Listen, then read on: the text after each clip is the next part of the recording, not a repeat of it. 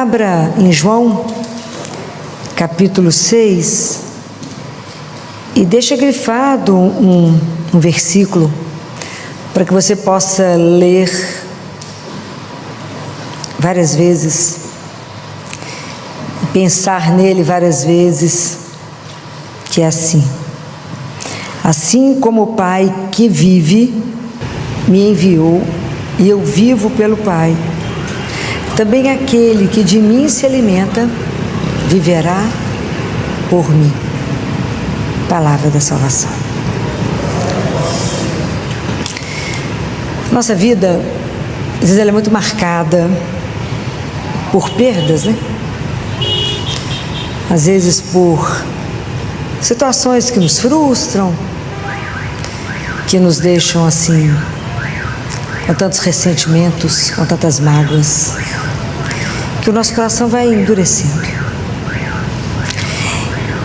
E às vezes a gente vem para a igreja com esse coração duro. E aí a palavra é dita, não faz efeito nenhum, porque ela não consegue penetrar. Então a gente precisa, para chegar na igreja sempre, para começar a rezar, para participar de uma missa, para estar num grupo de oração, ou dentro da sua casa para ler a palavra, a gente precisa de um coração contrito. Vocês já ouviram essa palavra na Bíblia, ok? Dá-me, Senhor, um coração contrito. O que é um coração contrito? Coração contrito, eu vou usar de uma imagem para que vocês nunca se esqueçam o que é um coração contrito. Então, se eu pego um bloco de terra seco, e jogo água nele, a água entra?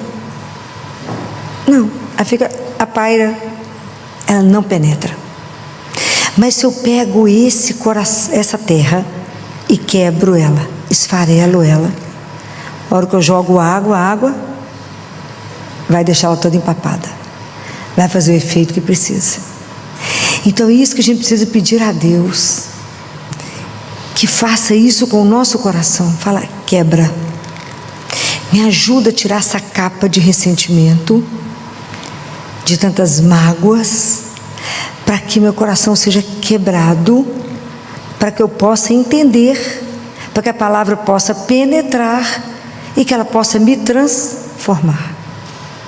Senão entra e sai, não sei nem o que o padre falou, não sei qual evangelho foi lido, não sei qual que foi, não sei nada. Qual que foi o evangelho de hoje? Não sei. Qual que foi o santo de hoje? Não sei de nada. Mas eu não estava na igreja, só no corpo. A alma foi fazer um tour. Mas eu sentei lá, só o corpo.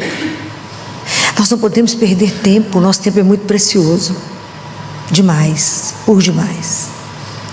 Então o São João Bosco, ele ensinava os jovens que para a gente assistir uma missa, a gente tinha que ter 3 P's. Eu estou falando isso porque sem o coração contrito, nós não vamos perceber nem que tem nenhum P, quanto mais 3. E o primeiro P, então, é tanta coisa que acontece numa Santa Missa. O valor de uma missa é algo tão indescritível, e que a gente precisa vir à missa com estar de verdade dentro de uma celebração eucarística, que eu tenho que ter adoração, eu tenho que rever tudo, eu tenho que ser transformado, eu tenho que louvar a Deus. Ali é muita coisa que eu tenho que estar contrito, né? Viajando dentro da igreja. Então ele fala que tem que ter 3 P's. O primeiro P, que vai do ofertório até o momento que o padre eleva o cálice, é a paixão de Jesus. A gente ainda não compreendeu que durante a missa, Santa Missa, nós somos levados misticamente ao Calvário. E na hora da missa nós estamos aos pés da cruz, junto com Nossa Senhora, com São João, com Madalena, com Maria de Cleófas, com as santas mulheres que participaram daquela atrocidade. Então, naquele primeiro momento do ofertório, até o padre elevar, eu preciso pensar na paixão de Jesus. E aquela paixão de Jesus, o segundo P, que é por que aconteceu aquilo. O segundo P, por causa dos nossos pecados. A gente nem presta atenção nisso. Pecado eu? Tem não. Vocês já conhecem aquele livro, claro que eu vou esquecer o autor, das 24 Horas da Paixão? Alguém já leu esse livro? Alguém já meditou isso na Semana Santa? Uma pessoa comigo, duas? Por 3 pessoas. Esse livro é espetacular.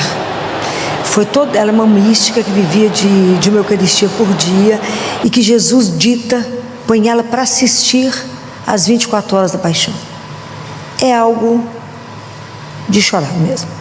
Aqui na igreja, toda Semana Santa, toda quinta para sexta, nós fazemos as 24 horas da paixão.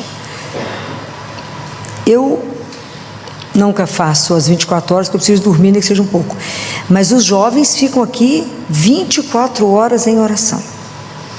Haja garrafa de café aqui dentro, mas é assim mesmo. Esses meninos ficam em adoração.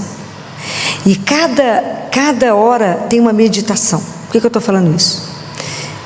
Porque de 11 à meia-noite, de meia-noite a 1 e de 1 às 2, é a grande luta de Jesus por causa dos nossos pecados. E o demônio fala com ele assim: você acha que você vai conseguir? Você acha que um homem vai dar conta? Então o maior sofrimento dele foi os nossos pecados. O maior sofrimento de Jesus não foi o físico, mas foi o que ele lutou. Porque ele não veio só para nos salvar do pecado, nos libertar do pecado, nos dar o direito à eternidade, mas ele veio para reparar os nossos pecados. Então ele sofreu demais. Por isso que a missa ela tem um valor impressionante para as almas do purgatório. Porque para reparar os pecados, mesmo que já tenham sido perdoados, há uma reparação. É o sangue de Jesus que pode reparar. Então as missas é que tiram as almas do purgatório mais cedo. A gente precisa lembrar disso. São muitas coisas que a gente não compreende, que a gente não participa, que a gente não investe na nossa vida espiritual. Então a gente não estuda. Então esse livro chama As 24 Horas da Paixão. Existe o relógio da paixão. Na próxima Semana Santa, se vocês quiserem participar, vocês verão a beleza que de hora em hora alguém medita. E é lindo de participar. Então, por isso que o segundo P são os pecados. Eu preciso que da hora que elevo o cálice até a hora que eu comungo, eu preciso falar com Jesus aos meus pecados.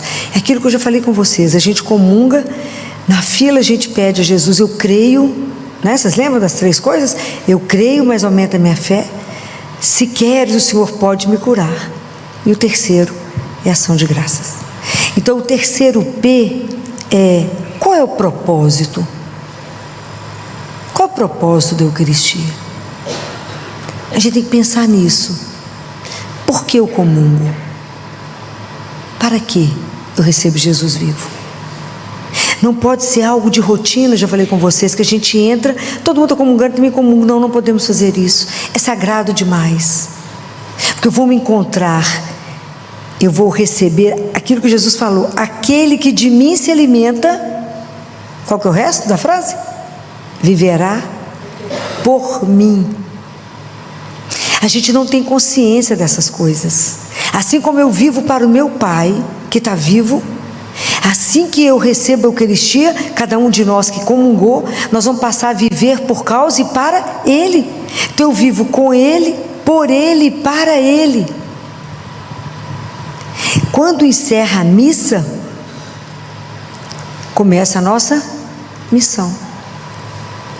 O padre fala algumas vezes: glorificai a Deus com a sua vida.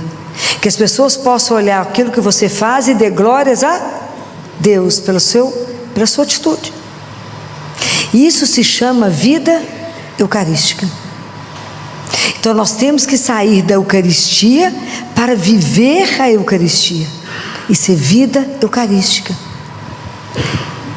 E é tão interessante que a gente sai da igreja, o primeiro lugar que a gente vai em geral é para a nossa casa.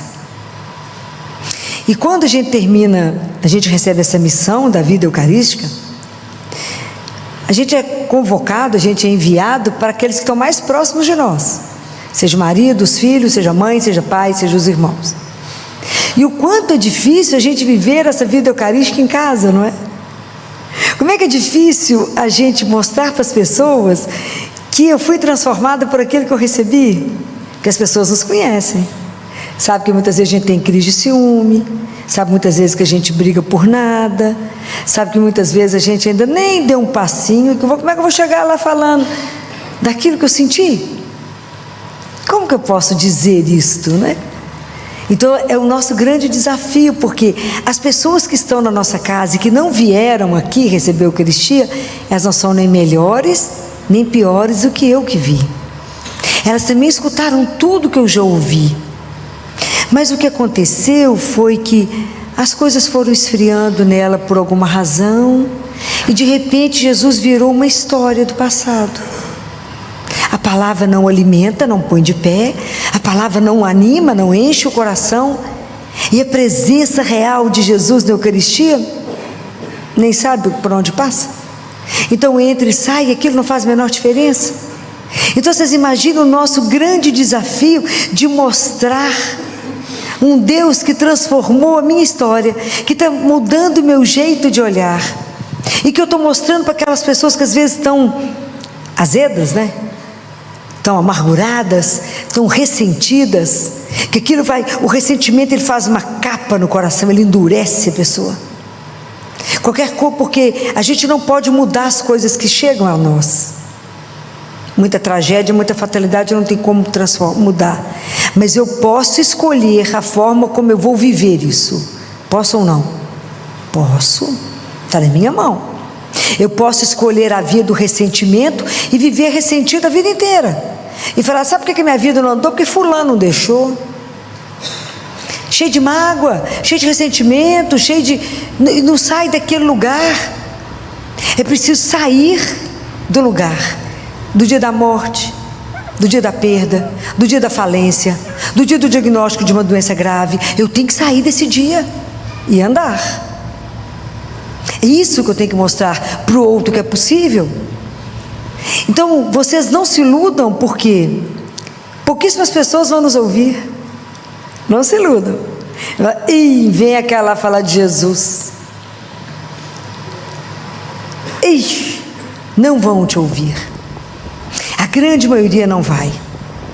Mas vai ter alguém que vai ouvir e vai entender que a Eucaristia, que essa presença, que esse Deus vivo é o único capaz de transformar, que o milagre pode acontecer, que a minha vida pode ficar de verdade transformada, e que por causa dele eu posso transformar a minha via de caminhar, e eu posso sair do ressentimento para qual é a grande palavra? Gratidão. Eu posso fazer uma via de gratidão. Então, na verdade, viver a vida eucarística é viver a via da gratidão. Filó, mas você não sabe o que é perder um filho? Mas eu posso viver dizendo a Deus obrigado, porque eu fui mãe e serei eternamente mãe. Obrigado porque eu gerei, fui pai e serei eternamente pai. E eu posso dizer, independente do que aconteceu, eu posso caminhar pela gratidão. Poderia não ter tido, mas eu tive. Obrigado porque eu tive uma mãe, obrigado porque eu tive um pai, obrigado porque eu tive um irmão, obrigado porque eu tive um emprego que até perdi. Então aprender a agradecer. O dia que a gente aprender a agradecer, nós veremos que nós temos tanto mais para agradecer do que para pedir. Aprender a agradecer porque acorda. Tem uma coisa tão espetacular quanto essa. Virou sozinho na cama, levantou sozinho, tomou banho sozinho, vestiu a roupa que quis sozinho, escolheu o perfume, escolheu o meio que vai te levar ao trabalho, ou nem vai trabalhar porque não precisa, mas tem trabalho. Quanta coisa você pode fazer.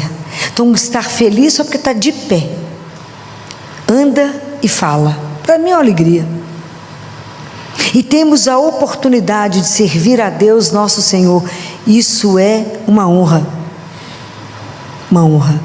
Porque Ele não precisa de nós. É uma honra.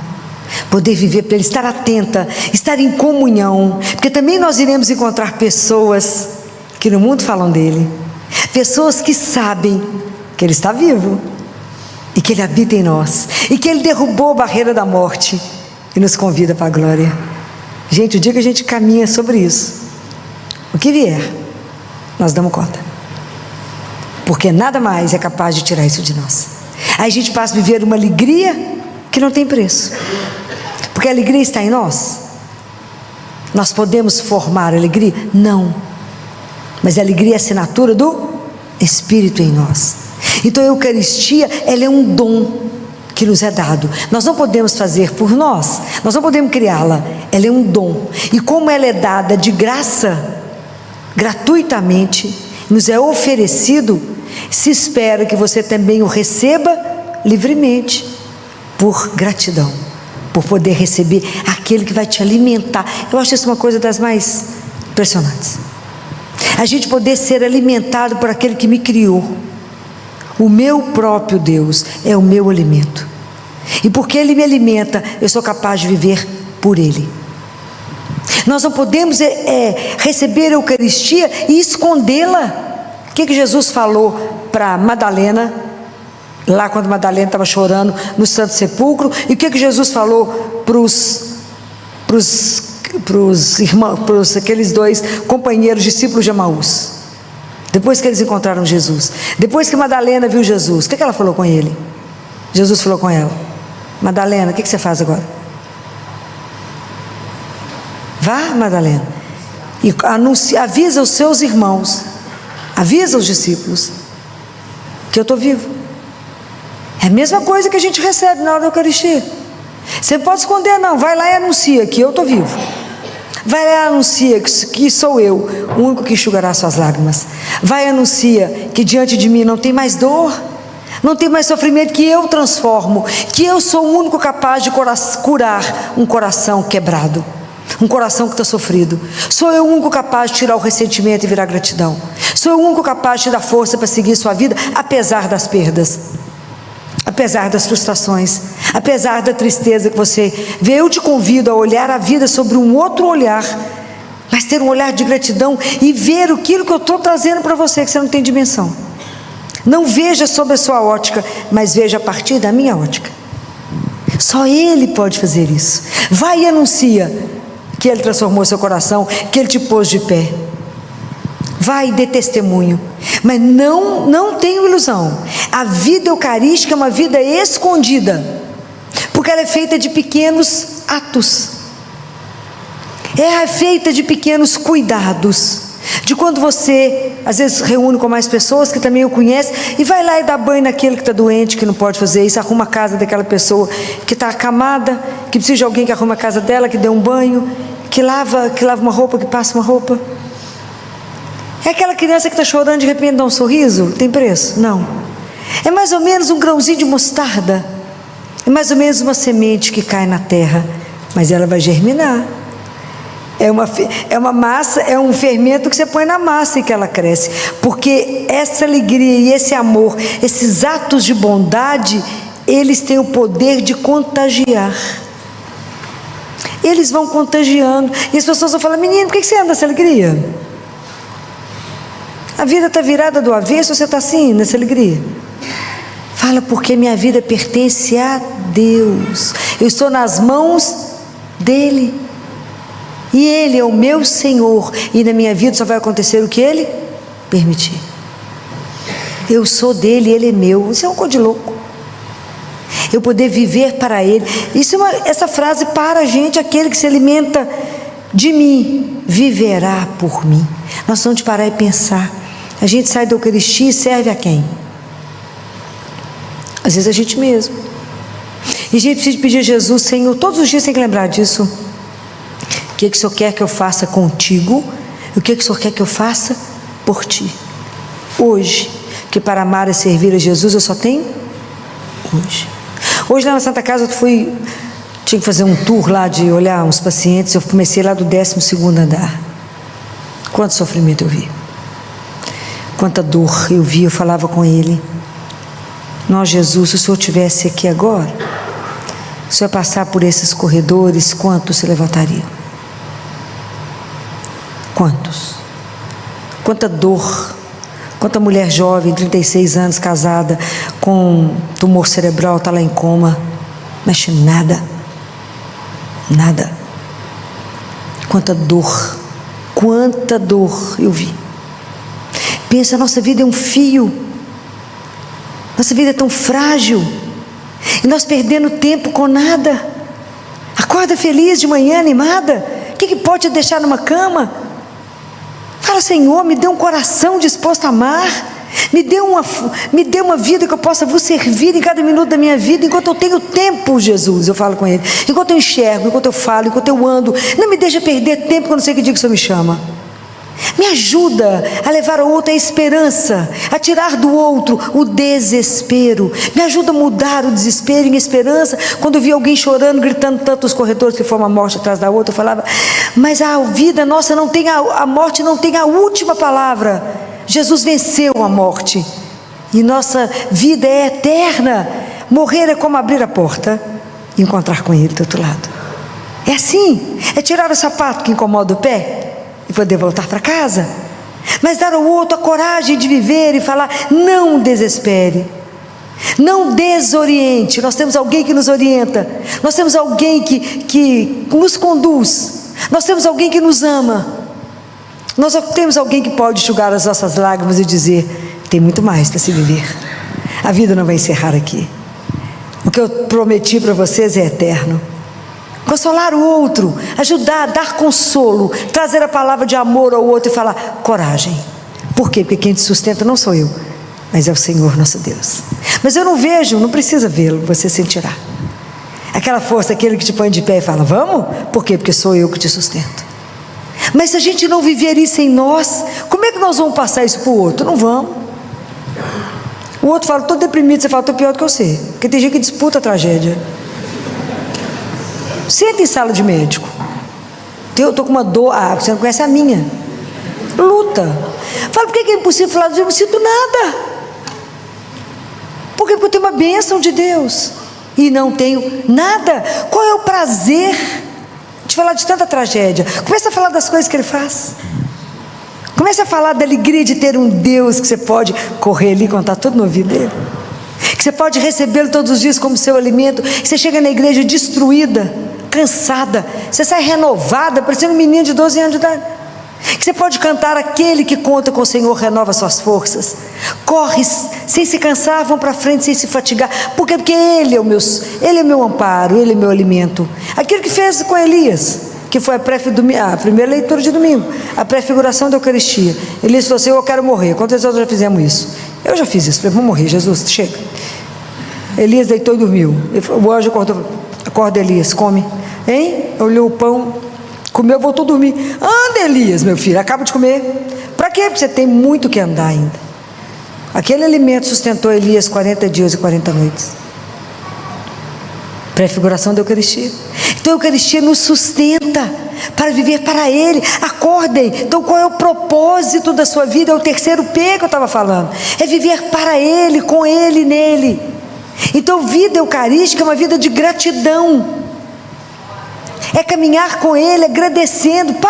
Experimenta amanhã, só amanhã. O que é acordar agradecendo por tudo? Não vai reclamar de nada. Se está fazendo frio, se está fazendo calor, se tem frio, tem paletó, acha alguma coisa, tem um casaco, tem um trem bacana, tem um cachecol, sei lá, quanta coisa você pode vestir. Agradece por tudo. E fala: quem é que está no meu entorno que está precisando de uma roupa? Quem é que está no meu entorno que está precisando de um cobertor? Quem é que está no meu entorno que está precisando de um chocolate quente? Já sai com a garrafa térmica. Quantos irmãos você vai encontrar na rua sentado precisando de um café quente, de um chocolate quente? Distribui. Você vai fazer um bem ao seu coração que você não tem ideia. Faça a sua vida render para Ele. Então, Santa Margarida Maria Lacoque, quando assistia a missa, ela prestava atenção em duas coisas no altar. A primeira era na cruz, para lembrar sempre o que Deus havia feito por ela. E a segunda coisa que ela ficava de olho, falava: eu tenho que guardar essa imagem, era das velas, para entender o que eu tenho que fazer por Ele. Eu tenho que me consumir por Ele. Gente, porque todas as nossas vidas, toda a vida, se a gente avaliar, ela funciona mais ou menos como, ela pode ser comparada a um pão, porque a gente parte e reparte. Então todas as nossas vidas podem ser pão, mas nem toda vida vira Eucaristia. Porque a Eucaristia significa se doar, se entregar, se consumir. Porque a gente consome o mundo e as coisas, mas o mundo também nos consome.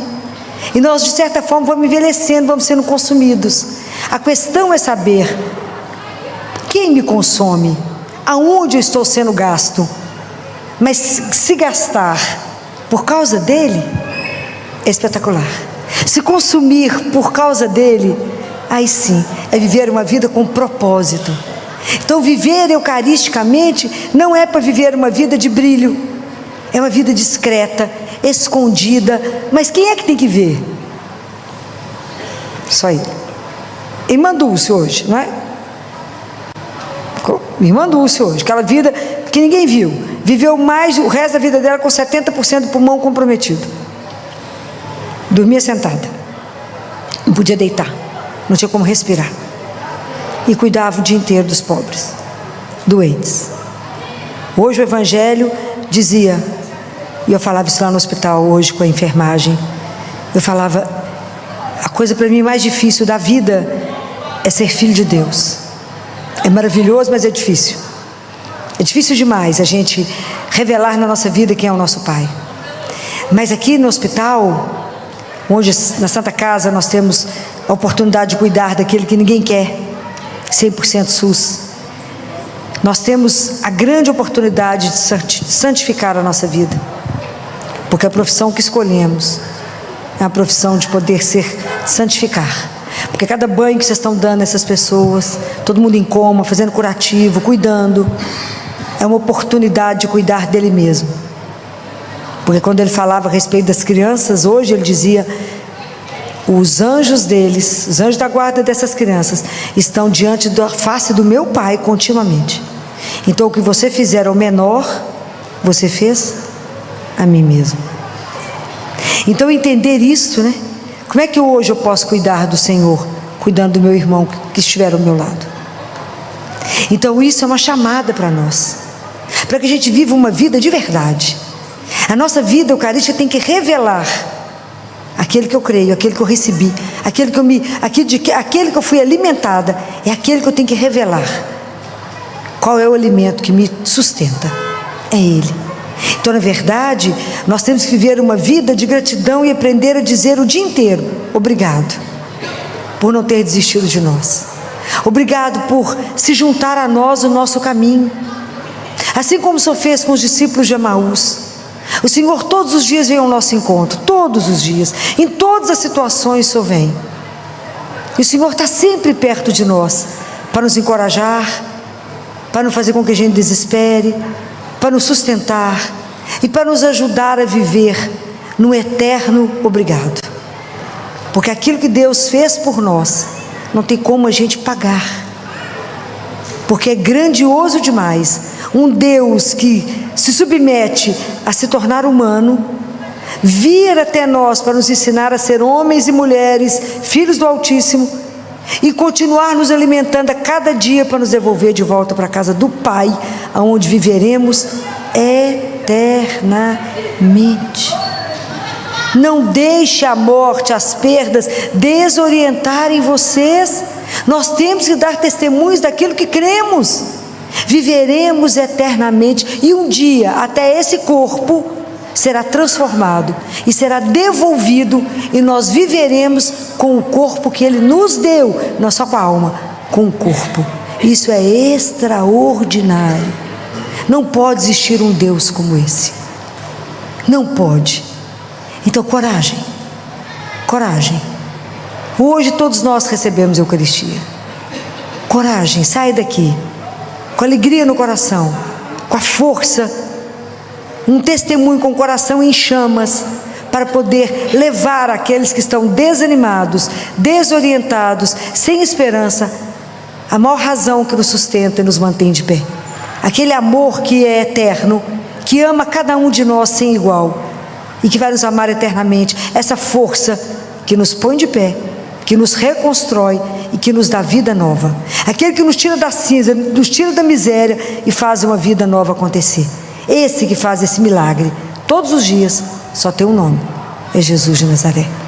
Que Ele nos dê a graça de poder vivermos a nossa vida eucarística, não só receber a Eucaristia, mas de sermos testemunhas da esperança e de contar uns para os outros aquilo que Ele já tem transformado em nós, porque o seu testemunho me sustenta, o testemunho do outro me sustenta e o meu sustenta vocês. É assim, nós que cremos temos que conversar uns com os outros para que uns seja força para o outro nesse caminho, porque nós estamos diante de um mundo que está ao limite da autodestruição, mas é o amor de Deus, a força, a esperança e a nossa coragem que vai ajudar a esse mundo permanecer de pé. Que Deus nos mantenha unidos a Ele, porque sem Ele nada podemos fazer. De Mateus capítulo 18, versículo 21, quando Pedro pergunta a Jesus. Então Pedro, chegando-se a ele, perguntou-lhe: Senhor, quantas vezes devo perdoar ao irmão que pecar contra mim? Até 7 vezes? Jesus respondeu-lhe: Não te digo até 7, mas até 77 vezes. Palavra da salvação. Quando Pedro faz essa pergunta a Jesus, ele não tem noção do que ele está perguntando, não é? Se a gente vai colocar perdão no número de contas, é como colocar o amor no número de contas. É impossível contar quanto amar, é impossível contar quanto perdoar. Amor e perdão, elas têm a mesma razão, têm o mesmo substrato. Então não tem jeito de medir isso aqui que Pedro falou, mas Pedro que nesse momento ele não tinha noção do que ele estava perguntando. E perdoar, às vezes a gente fica achando que não vamos dar conta do perdão. Mas é porque às vezes a gente confunde perdão com tanta coisa, né?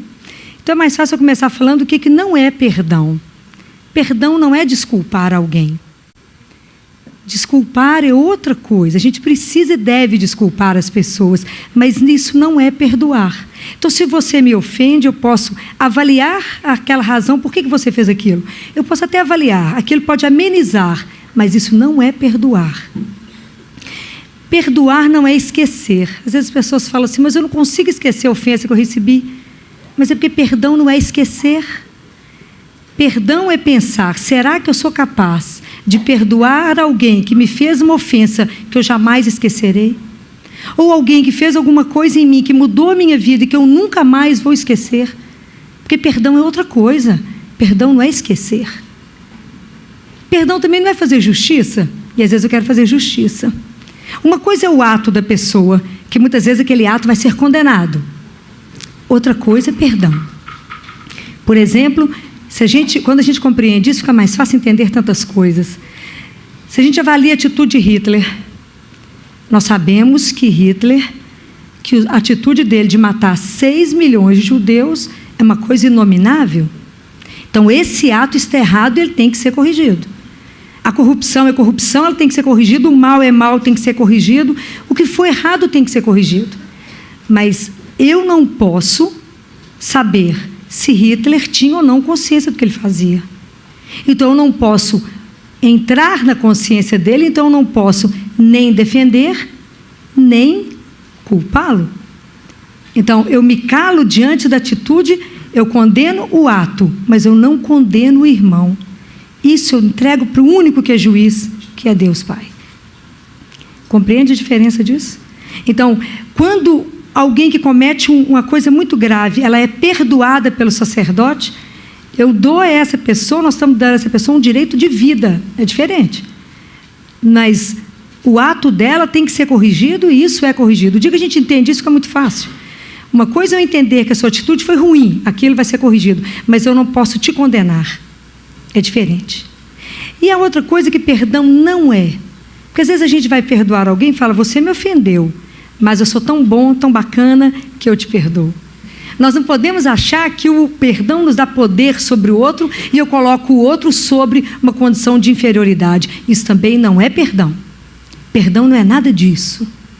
Perdão, quando a gente tem muita dificuldade com as coisas, a palavrinha perdão, ela é difícil, porque ela é difícil de vivê-la. A gente tem que aprender a ir na raiz dela. E a palavra perdão, ela é composta de 2 outras raízes. Ela tem a palavrinha per e ela tem a palavrinha donare. O que significa isso? Per é aquilo que eu vou ao extremo, que eu vou à perfeição. E donare é doar. É um presente que eu dou. Então, eu dou até o extremo eu dou tudo que eu tenho. Eu vou ao extremo daquilo que eu posso fazer, ao extremo do amor. Por isso que perdão é o maior ato de amor que alguém pode fazer para o outro. Então, quando eu vou ao extremo disso, então não é nada daquilo que a gente está falando que ele não é. Quando a gente vai falar de perdão, eu tenho que entender que perdão não é uma coisa para ser resolvida com 2. Eu não posso resolver o perdão a 2. Perdão é uma coisa que precisa de 3. É eu, a pessoa e Deus. É aquela situação que eu sou capaz de dizer, olha, o que você fez comigo é muito grave, é uma ofensa talvez irreparável, é alguma coisa que me marcou e me selou para o resto da minha vida, mas eu quero perdoar porque eu quero continuar a acreditar no amor. Eu quero continuar amando o amor, porque creio que somente o amor é capaz de curar. Somente o amor é capaz de me restaurar. Somente o amor pode me pegar quebrada e me fazer nova. E somente o amor. Somente quando eu começo a entender que quando eu tive numa situação que eu fui quebrada, como uma xícara que alguma coisa quebrou. Quanta coisa na minha vida foi arranhado, rasgado, quebrado, destruído, que eu percebo que Deus esteve ali do meu lado, mesmo que eu não tenha visto. Que Deus caminhou comigo, cuidou de mim, me abraçou, me amou, me ama e fala, vem cá que eu quero te tirar dessa situação pelo amor. Porque diante de uma situação de muito sofrimento, a gente tem 2 atitudes. Então, se alguém me ofende profundamente, eu posso fazer 2 coisas. Eu posso querer que a pessoa viva ou eu posso querer que a pessoa morra. E todas as vezes que eu estou odiando essa pessoa, eu estou querendo que ela morra. E eu odeio, eu falo, eu quero que você morra, mesmo que seja por um momento. Enquanto a gente estiver sentindo esse ódio dentro de nós, quem está morrendo? É o outro? Não, é você. Isso nós temos que tomar consciência, que o ódio não chega no outro, ele te destrói. Ficar com o ódio dentro de você é te destruir. Então nós precisamos de mudar o nosso conceito a partir do conceito de ser amado. É Deus que vai nos tirando da escravidão de tantas coisas, vai tirando a gente daquela situação de sofrimento no passado. É Jesus que sempre nos convida, saia do passado, saia daquela situação que você fica remoendo e a gente fica lembrando aquilo, né? Ah, mas aquele dia, ah, mas naquela época, ah, lá na infância. E a gente não sai daquela situação, então a gente não caminha. E tem uma parte na Bíblia que diz para nós, sacode a poeira, sacode seu sapato, sacode a poeira do sapato e caminha. Porque se a gente ficar preso no ódio, naquela situação que te fez sofrer, você vai caminhar? Não. O contrário do amor, o medo vai nos fazer paralisar. Ah, mas naquela época eu sofri, então agora eu não faço isso porque eu posso sofrer de novo. E o medo vai te paralisar. O medo de sofrer de novo aquela decepção que você sofreu. Então, às vezes, a gente vai caminhando e não consegue perdoar a gente mesmo, porque a gente não aceita que a gente errou naquela fase. Ou eu culpo Deus, porque Deus sempre fez alguma coisa de errado na minha vida, a culpa é sempre dele. Ou porque eu fiz qualquer coisa, Deus tem que ser culpado de alguma coisa. Ou eu não consigo perdoar o outro. Então, para mim conseguir viver essa relação de perdão, é por isso que eu falei que é a 3. Eu tenho que chamar Deus e colocar para Ele a minha relação com o outro. Fala, Senhor, vem cá. Deixa eu colocar para o Senhor a minha relação com Ele, ou com ela, ou com meu pai, ou com meu marido, ou com quem foi que me feriu, quem foi que me quebrou, ou eu que fiz isso na vida de alguém. Eu tenho que puxar Deus para vir, para que eu veja pelo olhar dele, como é que ele vê essa situação. Porque é só através disso que nós vamos ser curados. É quando eu coloco Deus na minha vida, e a partir desse olhar de Deus, é que eu consigo caminhar. É que eu consigo libertar o outro e a mim, para poder dar sequência na caminhada. Não podemos ficar trancados nesse pedaço. Quando a gente lê Mateus 11, versículo 28, Jesus diz assim: vinde a mim todos os que estáis cansados, sob o peso do vosso fardo, e vos darei descanso. Tomai sobre vós o meu jugo e aprendei de mim, porque sou manso e humilde de coração, e encontrareis descanso para as vossas almas, pois meu jugo é suave e meu fardo é leve. Tem um teólogo que, quando analisa isso, chama Kierkegaard, ele diz: Por que o jugo de Jesus é suave? Jesus é suave porque o jugo dele se chama perdão. E o nosso jugo é pesado porque carregamos o peso das ofensas não perdoadas. Então a gente está sempre muito pesado, porque é tanta coisa que a gente vai acumulando, é tanto ódio acumulado, que isso vai gerar doença em nós. Vocês guardem isso que eu estou dizendo a vocês. Geralmente na raiz de todo câncer tem um não perdão. São coisas que eu vou remoendo dentro de mim. É como uma bomba de infusão que vai gotejando todos os dias.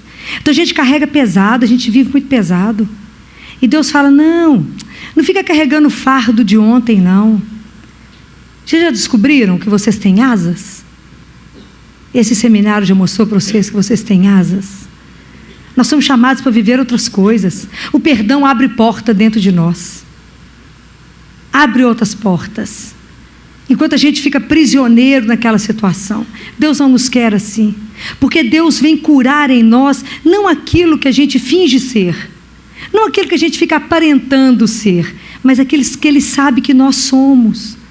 Aquilo que Ele acredita em nós e aquilo que Ele ama em nós. Porque Ele sempre nos recria. Deus nunca se cansa de nos buscar para a vida. Deus está sempre nos chamando, volta para a vida, vem. Sai dessa situação de morte. Vem para cá, que eu posso te transformar. Eu posso recomeçar. Deus é infatigável, Ele não cansa não. Está sempre nos buscando para que a gente possa recomeçar no amor. Por isso que o perdão é o maior ato de amor que alguém pode fazer. Quem é o nosso grande mestre? É Jesus. Só Ele pode nos ensinar a perdoar nesse sentido que você se liberta e que você transforma aquela situação. Eu queria contar para vocês uma oração, na verdade, de alguém, para poder mostrar para vocês que muito mais do que falar para vocês de um armário de conceitos sobre o quanto que o perdão abre portas, eu trouxe para vocês uma oração que foi encontrada, para mim a oração mais linda, uma das mais lindas que eu já li, que eu já rezei, que foi encontrada com os escassos restos de um judeu, que foi encontrado no campo de concentração, de alguém que morreu lá. Observem o que essa pessoa pôde escrever por causa de ter compreendido a questão do perdão.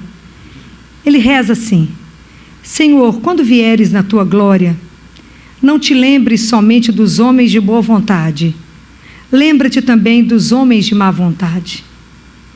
E no dia do julgamento, não te lembres apenas das crueldades e violências que eles praticaram. Lembra-te também dos frutos que produzimos por causa daquilo que eles nos fizeram. Lembra-te da paciência, da coragem, da confraternização, da humildade, da grandeza de alma e da fidelidade que os nossos carrascos acabaram por despertar em cada um de nós. Permite então, Senhor, que os frutos em nós despertados possam servir para salvar esses homens. Pode imaginar alguém escrever uma coisa dessa? No momento de um sofrimento desse. Conseguir escrever isso foi o que ele sentiu dentro dele. É porque, na verdade, ele despertou uma nova consciência. E é essa consciência que Deus nos chama. Para que a gente caminhe como perdoados e como perdoadores. O dia que a gente entender essas coisas, que nós vamos caminhar como aquele que já foi perdoado, como aquele que é amado, a nossa caminhada será mais leve. O jugo vai ser mais suave. Eu não tenho dúvida, não. Mas enquanto a gente não caminha com essa consciência de que somos perdoados e perdoadores, porque somos seres de amor, é isso que Deus quer fazer fluir em nós. É isso que Ele quer que nós sejamos testemunhas. É desse amor que Madre Teresa foi a encarnação. Quando Madre Teresa curava a ferida de alguém, limpava, e um jornalista olhou para ela e disse: irmão, não faço isso por dinheiro nenhum. Ela falou: nem eu, meu filho. É por dinheiro que eu estou fazendo essas coisas, não. Quando ela pegava alguém agonizando, que já não tinha mais nada para fazer, nada, ela pegava, dava um banho, limpava, punha uma roupa limpa, punha numa cama limpa, num lençol limpo, para dar só dignidade, para morrer. Isso se chama amor. O resto não é amor, não. Isso é amor. É uma entrega. É conseguir fazer no outro aquilo que alguém já fez em mim antes. Quem fez em mim isso antes? É Deus. Então, a partir dessa consciência de ter sido perdoado e amado, é que eu consigo fazer uma caminhada como perdoador. Ele levando a vida um pouco mais leve, tirando da minha vida tanta coisa que me aprisiona e não me deixa ir. Eu trouxe para vocês, quando eu digo para vocês que a falta de perdão gera câncer, gera doença, eu trouxe umas coisas para vocês verem. Sexta-feira passada eu tive a oportunidade de participar de um congresso brasileiro. Era o 12º Congresso Brasileiro de Psico-Oncologia. E aí tinha muitos psicólogos, tinha muitos médicos, tinham nutricionistas, enfermagem, etc. Todo mundo que mexia com oncologia. Eu fui chamada para participar de uma mesa, onde nós debatemos por 2h30 sobre espiritualidade e adoecimento. Mostrar como é que nós adoecemos mesmo, a partir da nossa saúde espiritual fragilizada. Como é que isso é uma realidade. Então eu trouxe algumas imagens para vocês verem, que foi feito por um médico indiano, e quem me deu isso foi uma das médicas, a médica que participou comigo, era eu, ela e uma psicóloga na mesa. Ela é oncologista do Albert Einstein, e ela trabalha muito a questão espiritual dos pacientes dela. Ela vai muitas vezes para o hospital de madrugada, quando ela sabe que um paciente está terminal, para ajudá-lo na passagem, mas trabalha muito essas questões antes de. Então, essas imagens são coisas que vale a pena vocês verem e ouvirem, essa doutora Nise.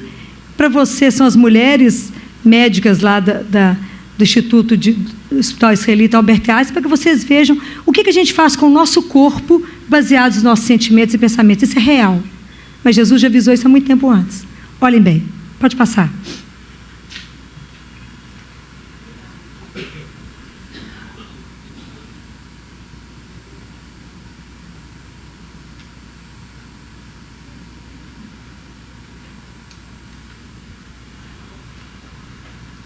Acho que não saiu só o áudio, né? Observa isso, quem somos nós?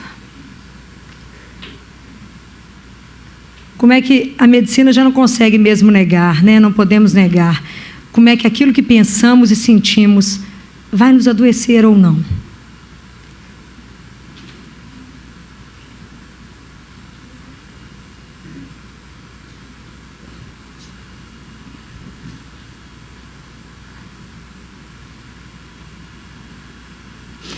E é tão interessante ver essa discussão a nível de um congresso médico, né? A gente já poder discutir a influência de tanta coisa que carregamos, né? Como é que realmente a sabedoria evangélica, né?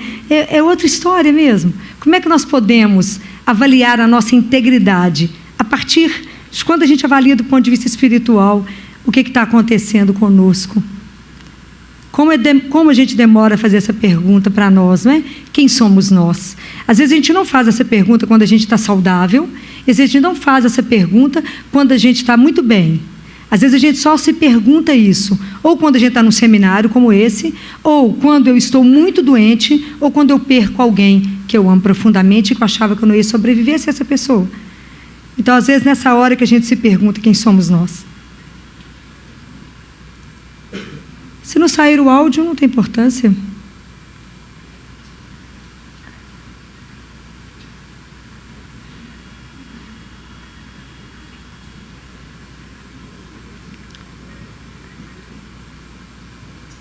Não tem problema não sair o áudio, não? Tá bom? As pessoas podem só ler. Não sei se todo mundo está conseguindo ler lá de trás. Somos as únicas criaturas na superfície da Terra capazes de transformar nossa biologia, volta por favor, por meio do que pensamos e sentimos. Nossas células estão constantemente observando nossos pensamentos e sendo modificadas por eles. O próximo. Um ataque de depressão pode arrasar nosso sistema imunológico. Serenar-se, ao contrário, pode fortificá-lo intensamente. A alegria e a atividade harmoniosa nos mantêm saudáveis e prolongam a vida. A lembrança de uma situação negativa ou triste libera os mesmos hormônios e substâncias biológicas destrutivas que o estresse. Suas células estão constantemente processando todas as suas experiências e metabolizando-as de acordo com seu ponto de vista pessoal. Não se pode simplesmente captar dados isolados e confirmá-los com um julgamento. Você se transforma na interpretação quando a internaliza. Quem está deprimido projeta tristeza em todas as partes do corpo. A produção de neurotransmissores a partir do cérebro se altera. O nível de hormônios varia. O ciclo do sono é interrompido. Os receptores neuropeptídeos na superfície externa das células da pele se modificam. As plaquetas sanguíneas tornam-se mais viscosas e mais propensas a formar grumos, e até as suas lágrimas contêm traços químicos diferentes das lágrimas de alegria. Pode voltar um. Esses fatos confirmam a grande necessidade de usar nossa consciência para criar os corpos que realmente necessitamos. Todo este perfil bioquímico está drasticamente modificado quando a pessoa se sentir tranquila. Shakespeare não estava sendo metafórico quando, através de seu personagem Próspero, disse: somos feitos da mesma matéria que os sonhos. Recorde-se que, ao abrir seu coração e sua mente, evitará que algum cirurgião o faça por você. Quer saber como está seu corpo hoje? Então recorde-se do que pensou e sentiu ontem. Quer saber como estará seu corpo amanhã? Observe seus pensamentos e emoções hoje. A medicina está em você e você não a usa. A doença vem de você mesmo e você não se dá conta.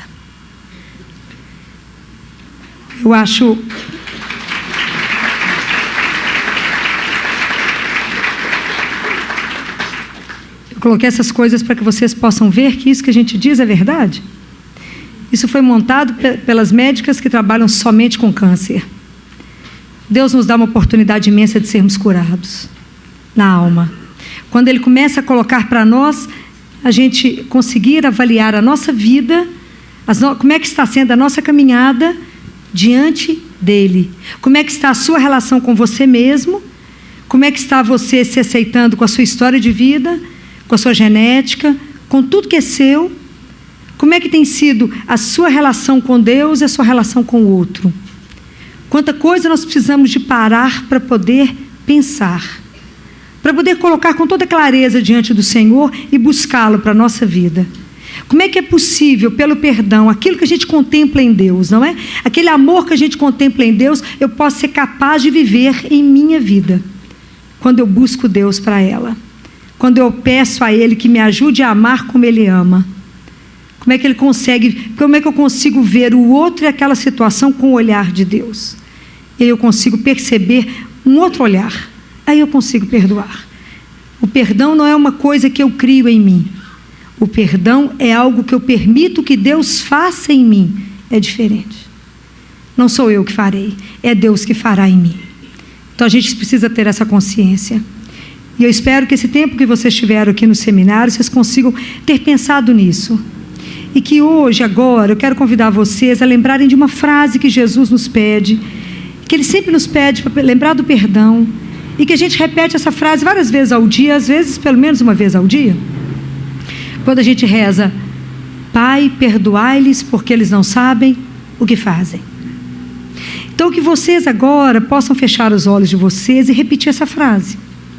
E à medida que vocês forem repetindo essa frase, vocês verão quantas pessoas irão aparecer no coração e na cabeça de vocês.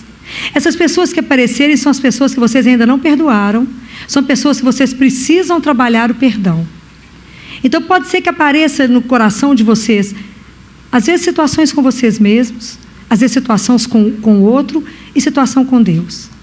E eu espero mesmo que depois desse seminário, vocês possam ir procurar essas pessoas que vocês, às vezes, estão devendo um perdão. Às vezes é você que está precisando de ir até o outro e dizer: me perdoe, aquele dia eu não agi bem com você. Que essa transformação de Deus possa fazer você lembrar daquela frase que Jesus faz.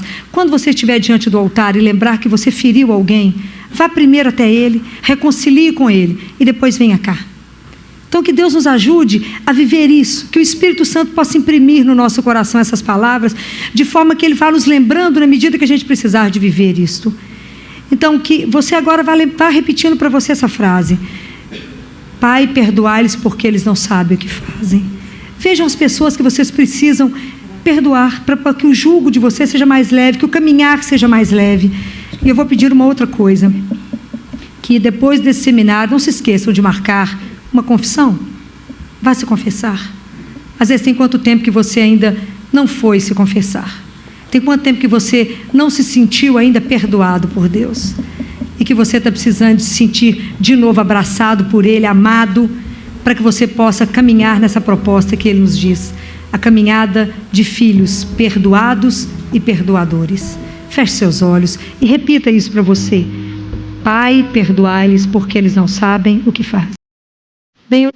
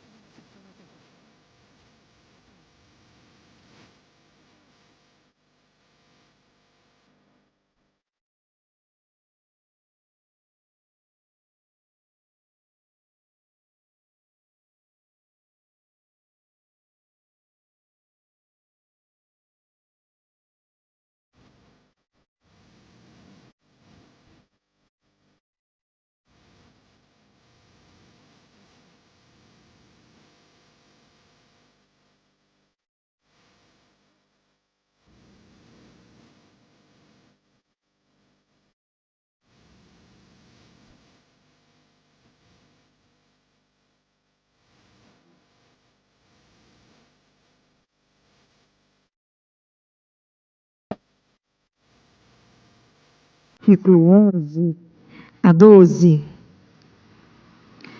2, versículo 11 a 12. Que